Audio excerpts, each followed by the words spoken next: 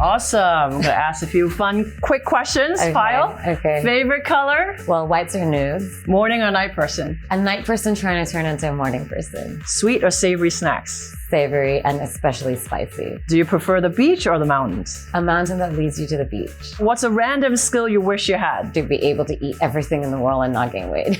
Would you rather travel to the past or to the future? I'd rather just live in the present. Awesome. Thank you.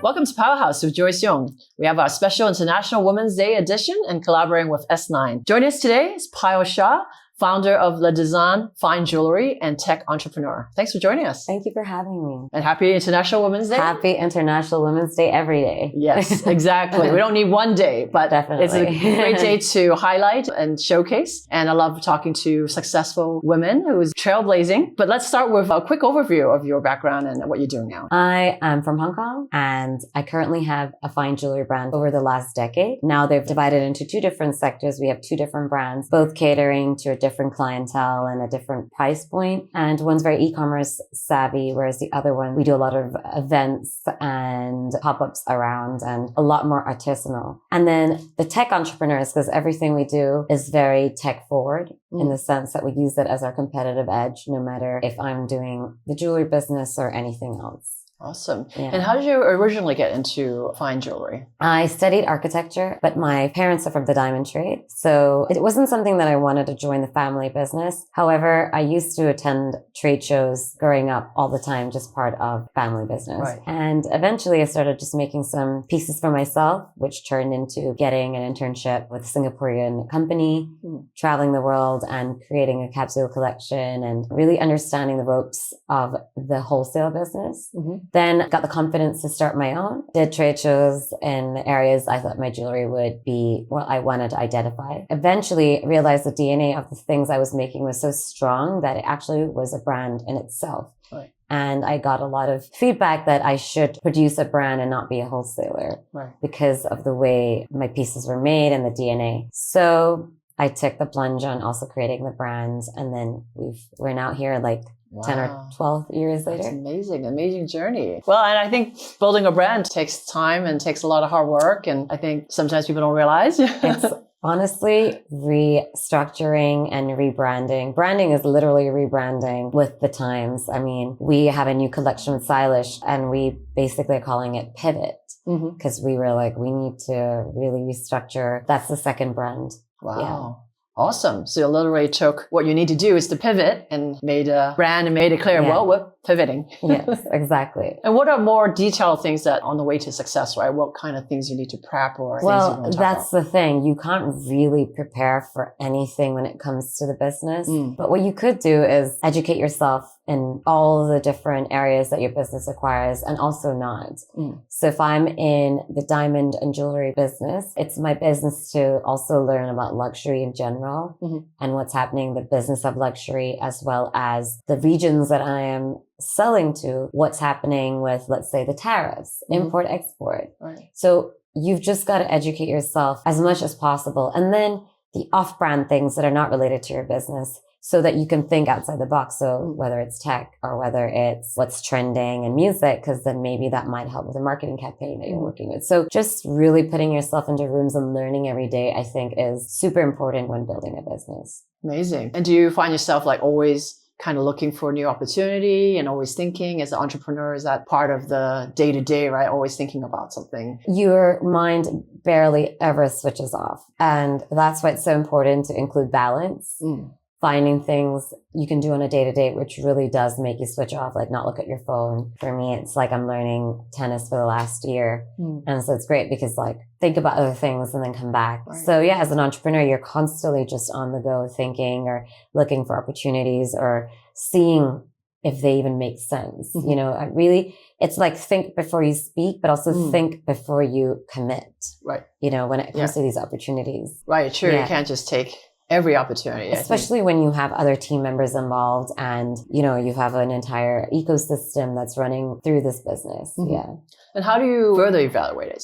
Kind of building on that, because you do look for different opportunities, and you're in fine jewelry and also tech, right? So tech is so many different techs. And to talk a little bit about how you evaluate those opportunities. Research. I think research and reading and speaking to people who are a pioneer in that space always helps. I'm so easy to reach out to, like, hey, when it came to Web3 back in the day, I reached out to friends who were extremely educated in that subject and said, hey, would you give me an hour of your time and just teach me just the basics of what you understand of this new phenomenon? So yeah, constantly educating yourself. And then, you know, the SWOT. What are the strengths of this new collaboration? What are going to be the weaknesses? What am I going to have to get rid of? Is this, you know, going to make sense in terms of finance? And then threats and opportunities. Like you need to super analyze. Well, it depends. If it's a small opportunity and it doesn't really involve a lot of changes, great, go for it. Right. But really see not what's going to happen tomorrow, but is this going to make sense in a year or like a few months down the line? Definitely. So it's always constant balance between jumping too soon or evaluating more. It's tough. I think there's a lot of opportunities. Like sometimes you wish you like did it or wish you didn't do it. Yes. So it's always I think when it comes to when people like be a yes person, I think be a yes person to listening to every opportunity, but you don't have to say yes to every opportunity. Right. You know, so just be open to attracting those opportunities. Right. And I think that comes with age as well. I think if you'd asked me that like 10 years ago, I'd be like, no, I'm just going to say yes to everything. It doesn't matter. Right. I'll see what I have to do. Yeah, that's a great point. I feel the same. Like thinking back when I just started, it's just like, oh, I just have to say yes. And sometimes I still feel that way. I just want to just do it, right? Correct. But, you know, you have your opportunity cost as well, right? Sure. You can't do everything. For sure. Yeah. Sometimes, you know, your mind wants what it wants and it just knows. Like I'm really trying to in tune with my intuition as women.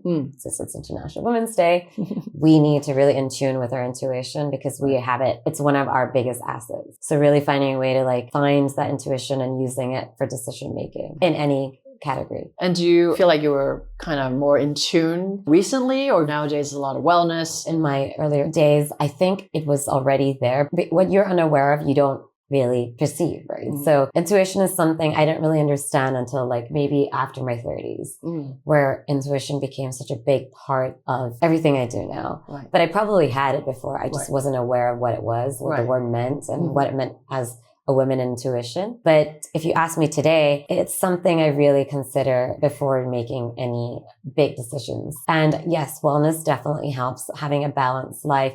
I'm trying to sleep better. It's one of my worst habits that I'm trying to better. But even that and just like changing the training style I do, or, you know, I love contrast therapy and just like finding ways where, again, switching off so that your intuition can work better when it's loaded again. Right. So I think just finding what works for you. Right. Definitely trying to create habits that give you a good dopamine hit. You feel good because it's releasing a serotonin of some sort naturally. Right. Yeah, is always great. That's great. Yeah. Kind of start thinking about some of the better habits. For us, it could also just be finding happiness in the work we do. You know, you love bringing other entrepreneurs out in the open and speaking about their stories. And, you know, that is such a beautiful thing for a human to have to. It's like, hey, I'm going to empower other people with the lens I have. And you have so many. Yeah. So I think that, and like, I can see that it makes you happy. It does. Yeah. Thank you. Well put. Nice. Nice to hear that as well. Yeah. And speaking of like different projects and success, maybe point out one of the bigger success and how did you get there? There's two. The business, I think, just finding confidence in what you do. So like, you know, when you make your first capsule collection, I'm sure Susanna can vouch for me when she started S.Nine, that first set of customers that gives you the confidence to then be like, oh, I actually am onto something. Yep. You know, it's not just in my mind. Yep. So I think just as simple as that, just having that first set of confident supporters who are paying for the effort and the work you've done is always one of the best feelings in a business. And then obviously trying to elongate that for however many years or months. Right. And then I think mentally is like realizing who are the people in my life that I want to keep investing in going forward. So I think finding that and then really just investing in those people around you has been a really great way of, you know, attracting the right success. For sure. Makes sense. Yeah. Building the tribe and you know, keep your tribe substantial. Yep. Yeah. And on the flip side, can you talk about any like biggest failure, but you learned a lot and pivot from it? So many. What doesn't kill you, only makes you stronger. Sure. Well, I say hotter, but Yes. I think if I was to highlight one of quite a few, is just, I think COVID really changed everyone's perception of business. Because we went from the highest of highest, being in Hong Kong, to the lowest of lowest. We were like at the best of our economy to then at the lowest. And I just started Stylish then. And I really didn't understand e-commerce before. So starting a whole e-commerce business just on a whim and trying to make it successful was really difficult for me. And, you know, just write the merchandising I did for it and continuing from that and just, you know, learning during COVID where we could barely get out of the city, you know, was a big learning lesson. Right. Yeah. And how did you pivot from that? Like, did you have to close it or do something else? Yeah, we slowed it down a little bit. Obviously, the country opened up again. And so we went out and started continuing our old school startup business, which was in person. But now, started this year, we are, like I said, Stylish Pivot 2.0. And we're just turning it into this idea of your pace, your diamonds. I had this little idea that, you know, diamonds are something that back in the day, it's kind of like men save up for it, women save up for it. But actually, you know what? Buy what works for you at your pace and on your budget and in your style. So our entire branding around Stylish is not going to be, you know, it's very price point, but it's like your pace, your investment, your budget. And so we really want to push that narrative forward with this new pivot. That's great. That makes sense. Because you don't want to be scared, right? Which is kind of the, I guess, narrative. Or especially with e-commerce, right? Because e-commerce is a lot of impulse purchases. And we want to make sure that, you know, even your impulse purchases are at your own time. Wow. Yeah. And with different designs for your two collections and going also evaluating tech, where do you get your inspiration? My biggest inspiration is nature, which is why I love being outdoors and being in Hong Kong. We're so privileged to be able to be walking through A to B. Nature is one of my biggest medicines. It's also my biggest inspiration. I'm such a flower girl. You know, I have so many of my collections around flowers, but because I've studied architecture, also problem solving through jewelry is really great. So, you know, when I first started out, I was like, I'm going to make the lightest weight, big looking earrings. So they look like these fabulous Oscar, you know, styling chandeliers, but you know, when you wear them, you kind of forget they exist. Wow. So I think having problem solving is a big inspiration for me. And then just materials. I love looking at, you know, colors, stones and diamonds and then be like, oh, I'd love to put these together and then find a nature inspired. Yeah. That's amazing. Yeah. So glad you brought up problem solving because that's quite important for many different fields, obviously, and having your own business. I think, you know, as people see creative industry, kind of forget, well, actually, you still have to have a lot of the analytics and the problem solving. So do you feel like that really also help on your day-to-day, like operations of business? It's the driving force of a long-term business. If you're not really solving anything, you're not going to last very long. So I think problem solving kind of drives the longevity of what you build and then constantly doing it because what you're solving now won't be what you solve in like 3 years. That's true. It's based on the economy. It's based on your clients. It's based on the fact that your brand's a bit older. And so is your problem solving about providing a better payments gateway? It's not just design, right? It's like, am I making the experience of shopping better? Am I investing in the right shipping material? It's all these little things that you have to think about. And along with inspiration, who is your biggest role model? Without a doubt, and I say this from the age I was born, my mother. She moved here with very little education, just, you know, your basic until you're 13. And she was 18 years old. She had me when she was 18. Oh, wow. And if you saw her today, she's like the Wolf of Wall Street. You know, she's like, she wakes up and she's like, May 2 is up, you know, like, yes. And I just love it because she learned this all just on a whim whilst giving birth to me and my brother. And then as my dad's co-founder, I'm just so in awe of every day that I get to see her. Wow. Yeah. That's amazing. Yeah. And she's a great mother beyond all of that. Yeah. Wow. Multitasking. Like, yeah, it's something we are born to be able to do. Right. Yeah. Yeah. That's amazing. And that's amazing to get to see that, you know, from young and that's a great, role model. Exactly. And everything. Yeah. Exactly. Now, do you talk to her a lot about business related items? For sure. She's my biggest inspiration and she's a numbers woman. I'm not necessarily like, I understand numbers, but it's not my forte. So I have an amazing accountant because delegate if you're not good at something. Yeah. But she's the numbers woman. She's very practical. I'm a more creative. I do have a practical side, but obviously because with design, you can become more creative. So she really gives it to me straight. And, you know, nothing teaches you a lesson like your mother does. Yes, true. She really does give it to you straight. It's like, what's wrong with your hair? Why do you look so tired today? You know, it's just, yeah. So you're like, what are you doing with this? But then it's great because you don't take it too seriously, but then you can take the good and the bad. And especially getting older, because we're so close in age, it's just been like having a best friend. Yeah, that's amazing. That's really smart. So young. That's a benefit of having a child younger too. Exactly. Now she can just hang out with you. Yeah, guys, exactly. Right? Yeah. That's great. What are some of your next step or next big projects coming up? Apart from the house in Bali, which was something I really loved building this last year, we are focused on AI in every aspect. So it started off with being ahead of the curve and learning it. And then last year I was giving lessons as well to especially women with a female group in Hong Kong. And now it's about adapting it and using it specifically in the industry I'm in. So it's called Generator, and we currently have 2 products. One is text to design, which allows you to use a few prompts to give you like a final design product, very realistic looking fine jewelry. Wow.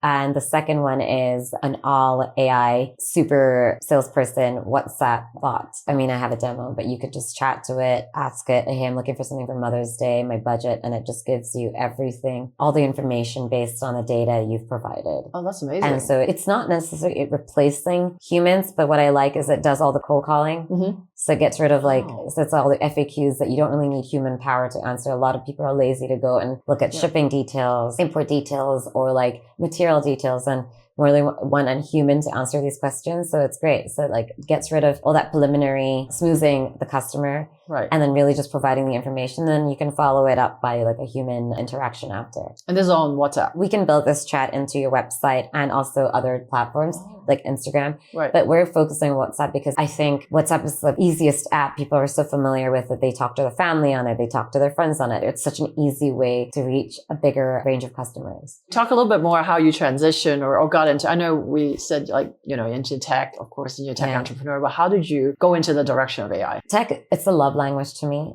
I've always understood that it was a lot easier for me than like my peers around me to understand and adapt to. But fundamentally, when you are building a brand these days, you have 2 avenues. Either you just have a lot of marketing dollars and, there's like a big budget for it, or you're just unique and you have unique ideas. And tech is the fastest way of creating these unique ideas without actually putting those millions of dollars. I could have a big billboard at a huge prominent location, which would cost me an arm and a leg. Right. Or I can build something unique like this and still reach a lot of people. Right. Simple ideas, big solutions. And that's what tech allows you to do. And I've understood that from the get-go. Now we have AI and it's available to us in so many different forms, whether you're using DeepSeek or ChatGPT or Poe or whatever. How do you take that to the next level? Amazing. Yeah. Looking forward to see the app as well. And yes, I can give it to you. You can chat to it right now. Yeah.